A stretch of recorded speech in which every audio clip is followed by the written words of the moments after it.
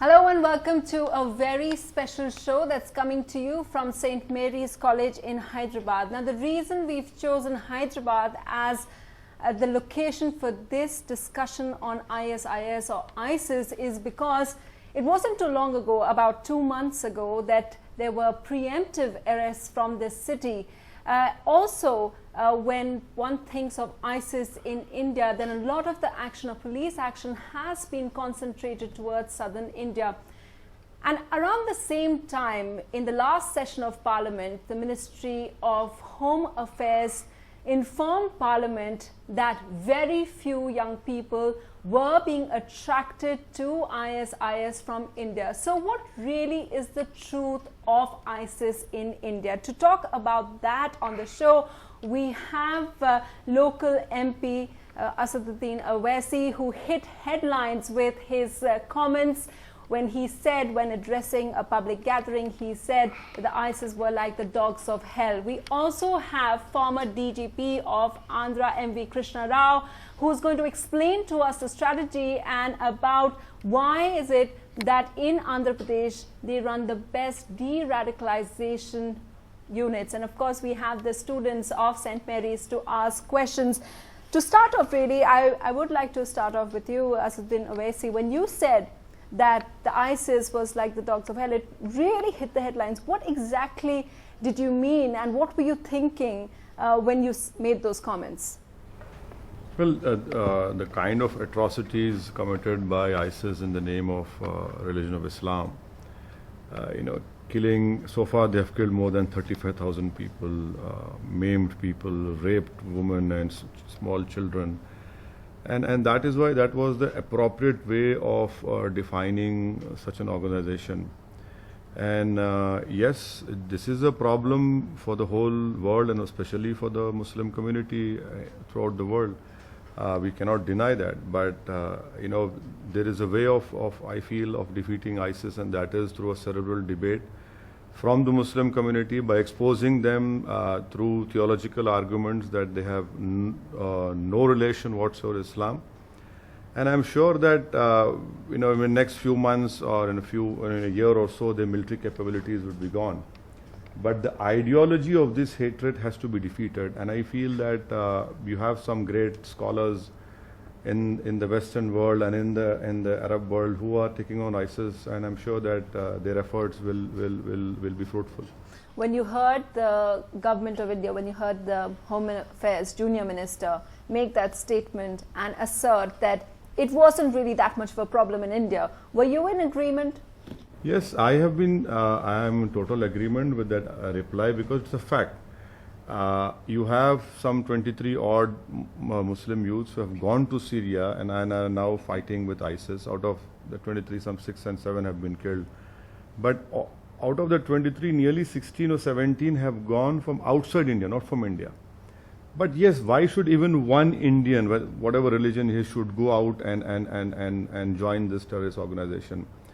But at the same time, if you make wrongful arrest, which will further lead to alienation and radicalization, that is my worry, which the investigating agencies, wherever they are, must exercise their prerogative or whatever right they have. Because if you arrest someone and then he languishes in jail for 6-7 years, and then one fine day the courts of law decide that he is innocent, there is no evidence against him.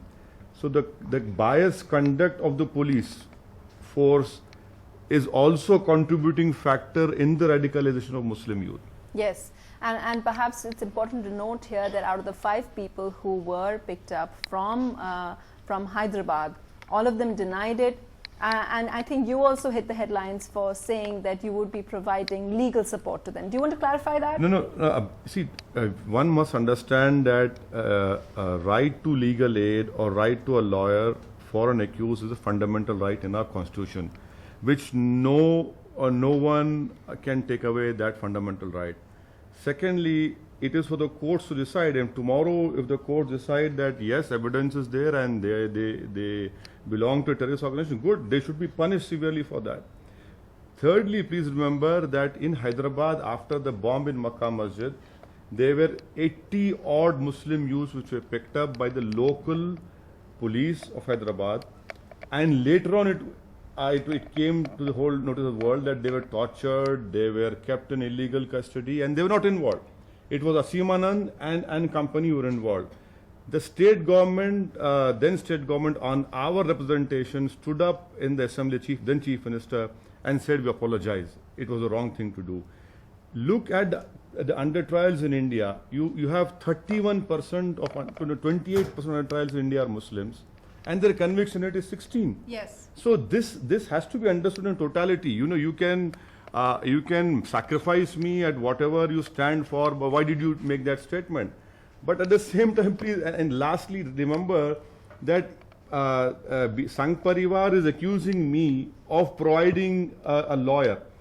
But they forget that after the assassination of Mahatma Gandhi, Mr. Shyama Prasad Mukherjee collected money to fight the case of all those 12 accused who had killed Mahatma Gandhi.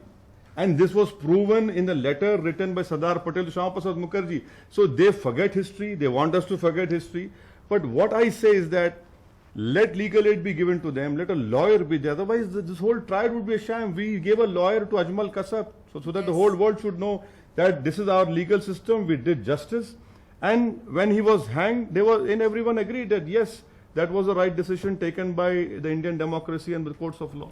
Okay, I'm sure people would have questions about that, but Mr. Krishna Rao, if I can ask you, Asaduddin Owaisi said he agreed with the government stance that it wasn't really that much of a problem in India. However, figures provided by the government say that about 152 people in India are out of a population of 100 are on the watch list. Okay, isn't that 152 people are on the watch list? Second, propaganda material.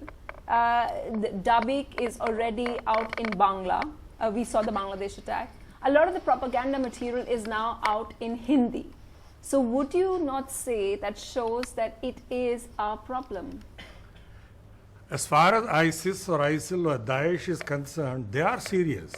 So obviously, they would invest a lot of time, energy and money in ensuring that they brainwash the susceptible minds of South Asia, whether it's Bangladesh or Pakistan or India. To some extent, they have succeeded. The few people that were arrested a few days ago, obviously, they got misled.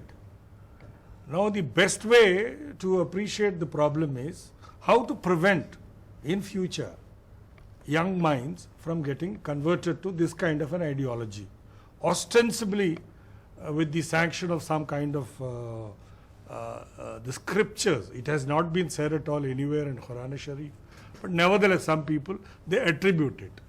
This is not even a jihad. Bulk of the people killed by ISIS are fellow Muslims. It is one kind of a movement which came into existence primarily because of three mistakes. First mistake, Iraq was a peaceful country, probably not democratic. They had a Ba'athist party. They had Saddam Hussein.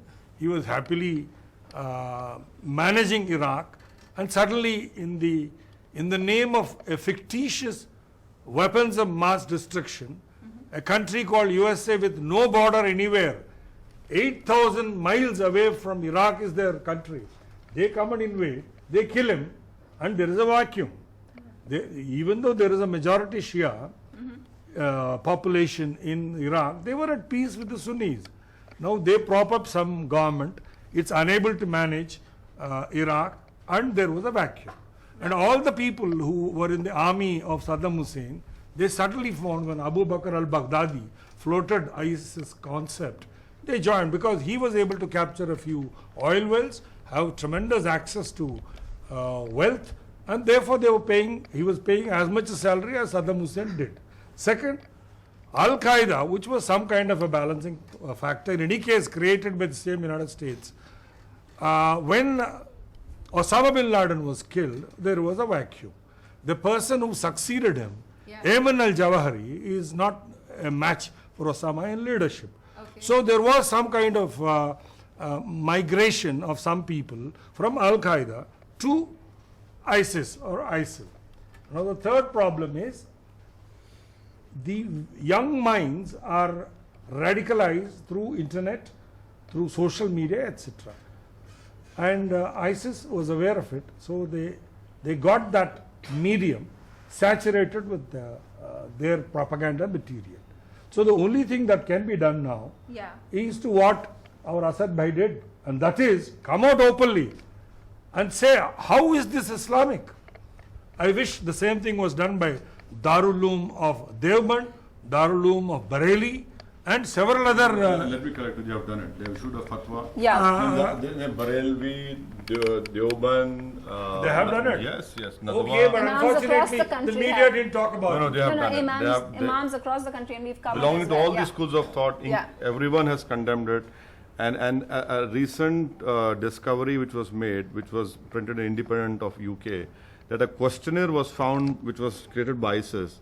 Majority of their foreign recruits, 90% didn't know anything about Islam. So this is what it is. So the propaganda created by ISIS on media and a sense of belonging, a wrong whatever you call it. So you're absolutely right. They have no, as far as religion is concerned. I'll just come to the last point. In every Juman namaz, that is the Friday namaz, there will be a tahrir, some kind of a speech by the imam. Right. My only appeal to the Muslim community all over the country and all over the subcontinent, including those in Pakistan and Bangladesh, is to make it a point that what ISIS is preaching is un-Islamic. There is no need for these youngsters to unnecessarily go and fight and get killed. It's a big loss to the country and to their families. Okay, I know some people already have questions. Yeah, go ahead. Yeah. People who condemned you shouldn't have done that because it's a legal right to give them financial aid. But don't you think the government should give them legal aid instead of a political party?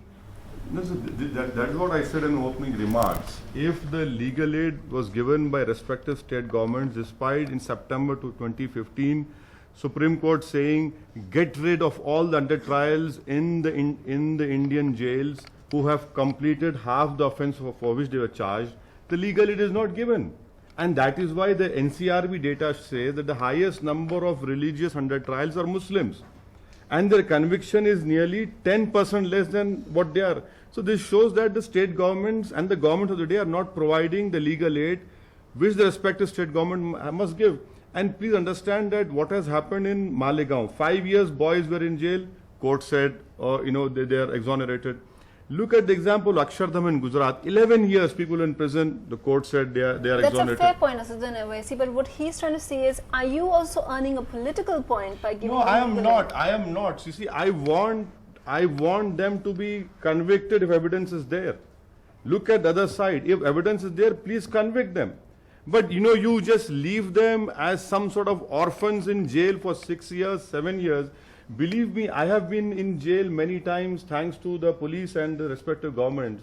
The more time you spend in a jail, the more radicalized you get. You get more hardened. Yeah. We don't want that to happen. We want them to have confidence in the system, and that can happen when justice is done. Justice delayed is justice denied.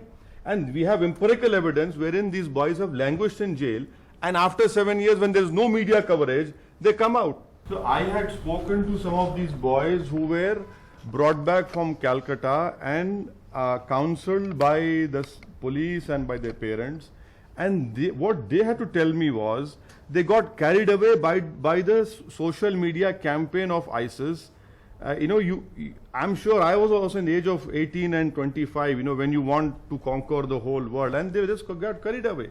Secondly, these people, when I asked them pertinent question about religion, the basic question of Islam, they had no answer to it.